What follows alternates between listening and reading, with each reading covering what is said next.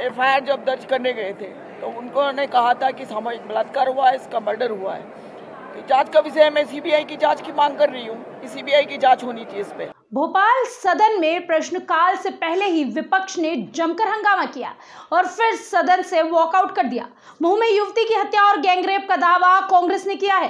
कांग्रेस का कहना है कि उन्होंने अपनी टीम की जांच कमेटी में पाया है कि युवती के साथ दुष्कर्म हुआ है और फिर उसकी हत्या की गई। सरकार उसे करंट से लगने से मौत का हवाला दे रही है। पूरे परिवार में मातम का माहौल छाया हुआ है। आदिवासियों में आक्रोश है। ऐसे में सरकार पीड़ित परिवार पर ही एफआईआर दर्ज कर रही है। कांतिलाल भूरिया का कहना है कि युवक की मौत गोली लगने की वजह से हुई है। पुलिस ने फायरिंग करते हुए युवक की हत्या कर दी। इसमें पुलिस के लोग भी शामिल हैं, इसलिए कमेटी बनाकर लिपापोती की जा रही है। पुलिस कर्मियों को बचाने की कोशिश सरकार कर रही है। भूरिया ने कहा कि हमने सरकार से मांग की है कि इस मामले में सीबीआई जांच की जाए, जिससे पूरे घटनाक्रम का खुलासा हो सके। पूर्व मंत्री विजय लक्ष्मी साधो ने इस दौरान कहा कि युवती के पिता के पास 1.5 बीघा जमीन है। उसने अपनी बेटी को पढ़ाने के लिए मजदूरी कर उसे ग्रेजुएट बनाया, प्रतियोगी परीक्षा के जरिए नौकरी दिलाने का काम किया। उसकी हत्या हो गई। सरकार ने उसके परिवार पर ही मामला दर्ज कर लिया। बाला बच्चन ने कहा कि इस पूरे मामले में कांग्रेस ने जांच की मांग की है। जांच में स्पष्ट है, जो कांग्रेस ने जांच की है उस जांच में स्पष्ट है कि युवती की करंट लगने से मौत नहीं हुई है, उसकी हत्या की गई है। पुलिस ने आरोपियों को बचाने का काम किया है। मुंडिया गए थे और छोटे जाम भी गए थे और उनके माता पिता से मिले और उनके रिश्तेदारों से मिले और वो बड़े दुखी हैं। आज पूरे प्रदेश में आदिवासियों में जबरदस्त आक्रोश है। ये सरकार सुनने के लिए तैयार नहीं है।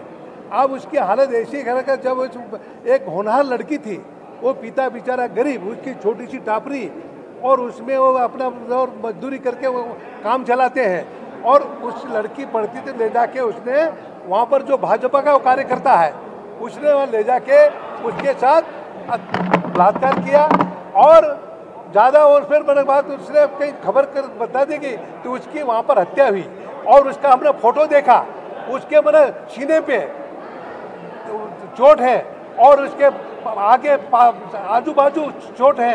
ये सब चोट होते हुए फिर वहाँ पर जब ये उसकी हत्या हुई तो उसके बाद उसके मैंने माँ ने उसके वहाँ खबर कर पता लगा तो उसकी माँ बोले कि हाथ जल गया है, लड़की की माँ।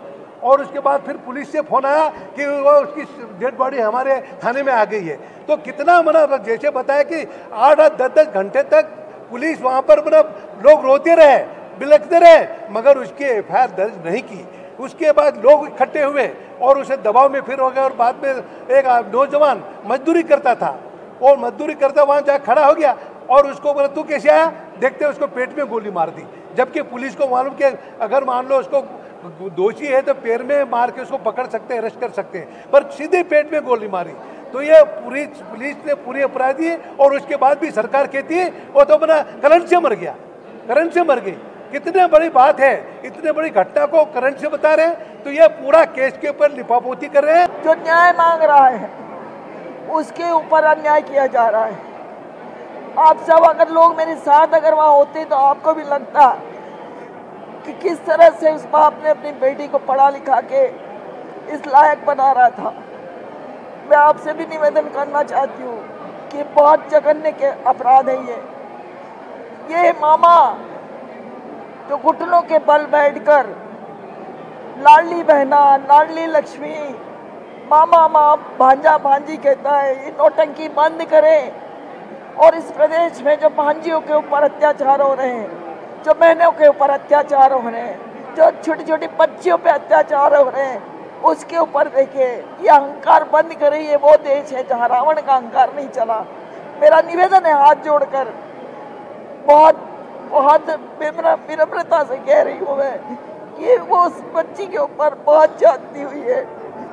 मेरे ये आंसू प्लीज आप सबसे हाथ जोड़ के प्रार्थना है कि सरकार को हिलाइए, इसको इसकी आंखें खोलिए, इसकी बेरी सरकार के कानों में डालिए कि सुनो।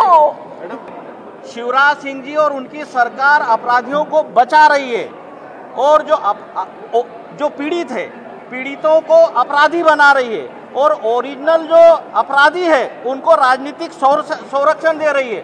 और 7 घंटे 8 घंटे तक FIR नहीं ली गई। जो हमारी आदिवासी युवती के साथ में जो अत्याचार हुआ है, जो घटना जो घटी है, किसी से छिपी नहीं है। वो धामनोद पड़ती थी, धामनोद से महू पलासिया वो कैसे आई, और उसके बाद जो उनके साथ जो है, हम आपको स्पष्ट बताना चाहते हैं कि ये वीडियो हमने भी सबने जो देखे हैं, उनके पिताजी की बात हमने जो सुनी है कि बर्बरता की गई है, उसकी हत्या की गई है युवती की, और उसके बाद जब कार्रवाई के लिए थाने में गए तो 9 घंटे तक कोई पुलिस कार्रवाई नहीं हुई है। और उसके बाद जब परिवार के लोग पहुंचे, संबंधी पहुंचे, तो उनके ऊपर पुलिस ने बर्बरता और अमानवीय कार्रवाई जो की है, ये उसका उदाहरण है। जो हमारी जो दीदी, उनके पिताजी के ऊपर कार्रवाई कर दी, परिवार के ऊपर कार्रवाई कर दी। जो न्याय जो मिलना चाहिए, मैं आपको ये बताना चाहता हूँ, नेमावर की घटना, बिस्टान, नीमच की घटना, मानपुर की घटना के बाद 5वीं 6ठी घटना हो गई है। 3 दिन पहले नरोत्तम मिश्रा जी ने जो एक प्रश्न के जवाब में बोला है, बताया है कि आदिवासी महिलाओं पे, युवाओं पे और बलात्कार जो बढ़ रहे हैं महिलाओं के साथ, लगभग जो लूट है, हत्या है, हत्या के प्रयास है, बलात्कार है, उसमें लगभग 128% की बढ़ोतरी हो गई पिछले साल की तुलना में। और कहीं पर भी मध्य प्रदेश में आदिवासी संरक्षित नहीं है। इस कारण से हमारी ये पीड़ा है, और उस बात को अगर हम विधानसभा में उठाते हैं, सरकार उस बात को उठाने नहीं देती है। जानकारी एकत्रित की जा रही है, लॉ एंड ऑर्डर पूरी तरह से खत्म हो जा चुका है। हमने चश्मदीद जाकर इन चीजों को हमने देखा है, पाया है।